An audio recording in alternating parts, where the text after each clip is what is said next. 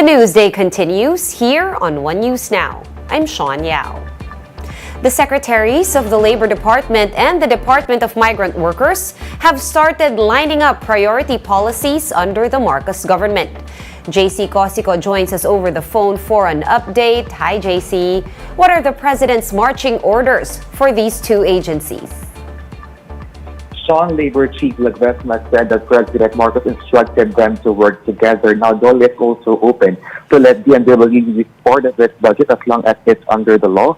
A joint circular will also be released Thursday for the transfer of offices and delineation of functions. Ledesma said that this is for smooth transition to a to lay government services which they want to make within reach to the public. Right, and what did Secretaries Ledesma and DOLE have to say about the deployment limit for healthcare workers? Will this still continue under their term? DMW says they're planning to speak with the next House chief regarding this. DOLE, as a labor advocate, said that HCWs cannot be prevented from going abroad, saying they took years to earn their degrees. Ledesma also said that alternatives must be in place for these health workers so that going overseas will just be an option. Recall that last year, deployment cap was raised to 7,000 to ensure that enough health workers will be in the Philippines in the fight against COVID. That's right. JC, there's also plans as early as now for a separate unit to be put up under the Migrant Workers Department, which will focus on OFW repatriation. What else can you tell us about this? It will be called the One Repat Command Center. It will be placed at the POEA building. Now, DMW Chief DOLE said it will be the sole office in charge of all kinds of repatriation, may it be remained, sick, or abused OFWs, and so on. It will have its own number and social media platforms so that those needing help will no longer be confused. All right, on another topic, JC, this one is, a holdover from the old administration. We have some BPO companies opting to stick to their current work-from-home setups at the risk of losing their tax incentives. What are Secretary Ledesma's thoughts on this? Ledesma said that the agency is ready to address BPO workers' concerns, but deliverables of those working from home must be made clear. However, he said that there are jobs that's required to be done on site. That's why employers should make sure that safety protocols are in place in work areas. All right, thank you so much for those updates. That was JC Cosico over the phone reporting to us from Pasig. Thank you, JC. And President Bongbong Marcos's reaction to the 6.1% June inflation rate was just misunderstood, according to Finance Secretary Ben Diokno. Diokno said that the president was referring to the full-year inflation figure, of which the year-to-date average is currently at 4.4%. Marcos Jr. earlier said that he disagreed with the June inflation print, which clocked in at 6.1%. Diokno, along with other economists, expect inflation to remain elevated in the coming months. One News Now will be back with more stories after this quick break. Stay with us.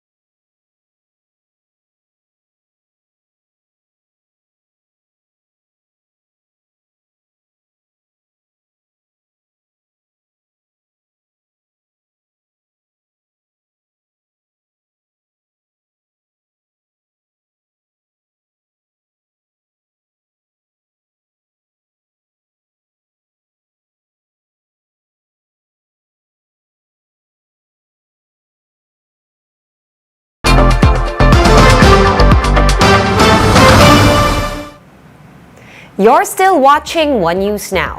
I'm Sean Yao. Incoming Senate President Mig Zubiri has released the list of committee chairmanships in the upper chamber.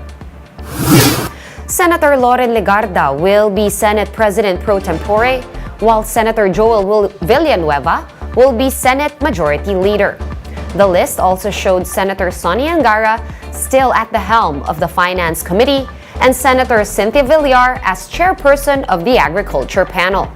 Senator Bong Revilla will chair the Committee on Public Works, while rookie Senator Raffy Tulfo has been tapped to lead the Energy and Migrant Workers Committees. As for the minority, possible additional members include Senators Alan and Pia Cayetano. Let's now take a quick look at today's other top stories. Another interest rate hike is on the table in a bid to curb inflation. Bangko Sentral Governor Felipe Medalla said an increase of at least 25 basis points is guaranteed at the Monetary Board's next meeting on August 18. The Sandigan Bayan has sentenced former AFP Controller Major General Carlos Garcia up to 14 years in prison with a fine of up to 407 million pesos. This is still in relation to the direct bribery and money laundering charges filed against him for illegally amassing 300 million pesos between 1993 to 2004. Chinese State Councilor and Foreign Minister Wang Yi has arrived in the Philippines for a 2-day state visit. He met with Foreign Affairs Chief Enrique Manalo and is set to hold a dialogue with President Bongbong Marcos. For more updates, visit News 5, The Philippine Star, and Business World online. Visit our website, onenews.ph, for more in-depth analysis. You can also catch One News on Signal Play. Register for a free account at www.signalplay.com and stream One News live anytime, anywhere. Masks on, wash hands, and stay safe, Philippines. I am Sean Yao. We are One News.